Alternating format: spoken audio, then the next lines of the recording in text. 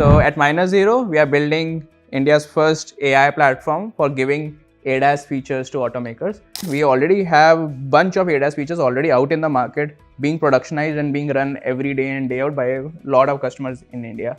Right now, how the market has evolved is that every automaker is looking for these new features. In India, we were completely isolated of the entire world. In India, we did not care about whether we have these technologies or do not. Mostly people are afraid or not willing to take such tough challenges when the easier problem statements are available. Welcome to TICE. Today I have with me a young founder, Gursimran Kalra, founder of Minus Zero.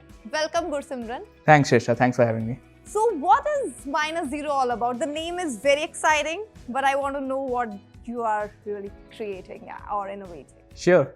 So at Minus Zero, we are building India's first AI platform for giving ADAS features to automakers.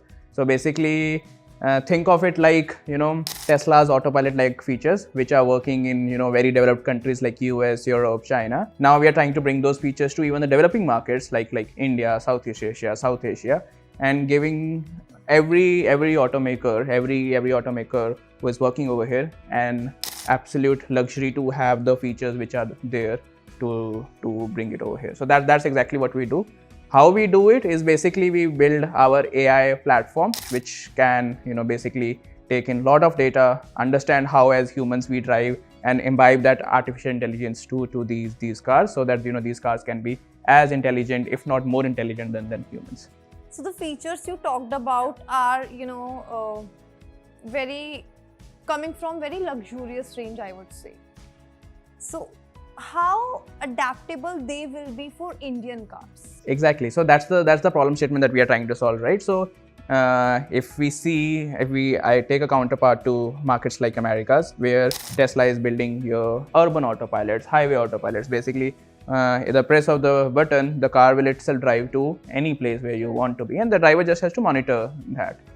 In India, if we have to do that, the challenge becomes extremely complicated because of the traffic scenarios, of the traffic environment, the infrastructure over here. So it becomes really complicated. So hence, what we find is that it's not easy to import these solutions and directly copy paste over here, because it just does not happen like that. We have to ground build these solutions over here, and to do that, we have to build a very generalized artificial intelligence and collect a lot of data to actually do that. So that's exactly what the purpose of Minus Zero is. We are trying to build autopilot, starting with highway as our first market, and then slowly transitioning to urban scenarios as well. So that's how our journey is planned. Gursimran, I meet a lot of startups and a lot of founders and innovators, but your idea is very unique. So I don't think that I have met any competitor or anybody working on the same lines. Yeah, same. How did you really found this gap? So the gap has always been there. It's just that people do not know about this. It's more about that building this problem statement is a very tough job, and mostly people are afraid or not willing to take such tough challenges when the easier problem statements are available in front of them. So we thought that it's a good problem statement to solve. People were pouring billions and billions of dollars in building autonomous driving technology in the US, and there were big players that were putting in money. In India, we were completely isolated of the entire world. In India, we did not care about whether we have these technologies or do not. People always said, we have abundance of labor. Why do we need these technologies at the very first place, right? So that these are always the counterpoints that come to us, and that's why people did not start bringing these technologies at the very first place. But what has happened in the last 4 to 5 years is completely opposite of this phenomena, that new features are being introduced by the automakers into their latest new generation vehicles, and consumers are loving these features. They absolutely adore these features, even though people thought India is a very cost-centric market and people will not pay for additional technology features. But the data, the insights that the consumers are giving in especially the urban part of India, is that people are loving these features. They want more luxury, more comfort, more safety on the road, and that's where these opportunities are arising. And that's where now every automaker is pushing towards introducing more and more features. It's just like a smartphone tech feature war that used to happen. Now it's happening as a car feature war. Which car has a better feature, how it's better than the other car. So that's going to happen, and a company like us enable these features for these automakers. So that's where we thought the problem. So minus zero is still in a pilot stage. I would say it's pre-revenue right now, but how soon we can expect this technology to be available, and how ready the market is for the technology? Sure. So I would say I would answer the latter part first. The market is already ready. We already have bunch of ADAS features already out in the market, being productionized and being run every day in, day out by a lot of customers in India.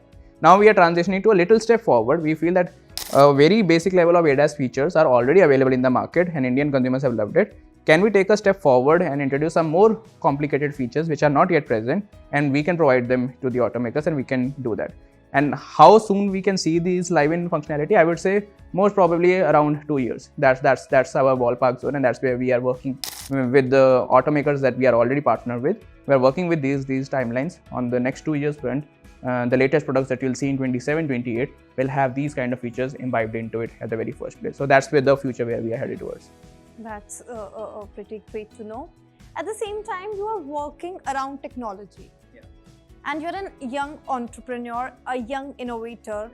I would know from you, like when we are working on technology, which is ever evolving, changing every now and then. Exactly. How difficult and how challenging it is for you as an entrepreneur to keep up with it? I mean, more than challenging, it's more fun. That's what I would say, right? Because everyone who's working in our team is hardcore technology passionate, and that's where the energy is coming from. We get to work on the coolest problems on day one, and not wait for some US company will introduce this in India, and then we Indians will get to use this technology. It's just not like that, right? So we get to experience the latest tech on day one itself. So that's like the enthusiastic part about our company. Yes, of course it gets challenging because you have to be updated, and especially we are very heavily reliant on AI, and AI is changing every day.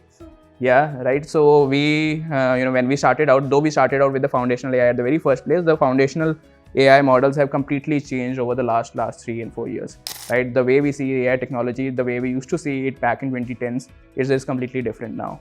So that's where we have to keep up with it, and I would say we are at the forefront of the latest generation of AI, what's working on across the globe, and we are able to bring that over here in India, and even in fact add something to the global world where there is innovation missing. We are even adding on to it rather than just consuming the innovation that's happening in the globe. The industry is very competitive. You have come up with something new, but still there will be competition in some time only, we feel. So how difficult was it to convince partners or convince the auto like stakeholders to come on board to participate and to collaborate for the pilot project? Oh, so I would say that was comparatively easier part to get on board, but execution is the tough part for us, because the technology is tough. Right now, how the market has evolved is that every automaker is looking for these new features, and every automaker is searching in and out, in the country, outside the country, who can give you those better features. That's where every automaker is right now. So we come as the perfect point where, we have some features which we can get through them, and that's where we can get it. But the point is that it has to work. I cannot sell you a half-baked technology and then, as an automaker, you will not accept it. So that's where the challenge lies. So we are, working towards it. Execution is a very difficult process in this kind of industry. And when you talk about more competitors coming into this picture, they are all have to go through the same cycles which we are going through, right? So it's when a product is so R&D intensive, once you have completed that R&D intensive part of it, it becomes really difficult for other people to come in and solve the similar technologies and then go about it. For example, it took OpenAI $1 billion to build the first foundation model, right? That's what it takes to build a technology of this sort, and no Tom, Dick and Harry can build an OpenAI like model every day in and out. You have to spend that kind of capital and that kind of resources to actually get to where they are. So that's what we are doing with minus zero as well. That's great to hear, Gursimran. Thank you so much for connecting with TICE. Thank you so much, Shrestha. Okay.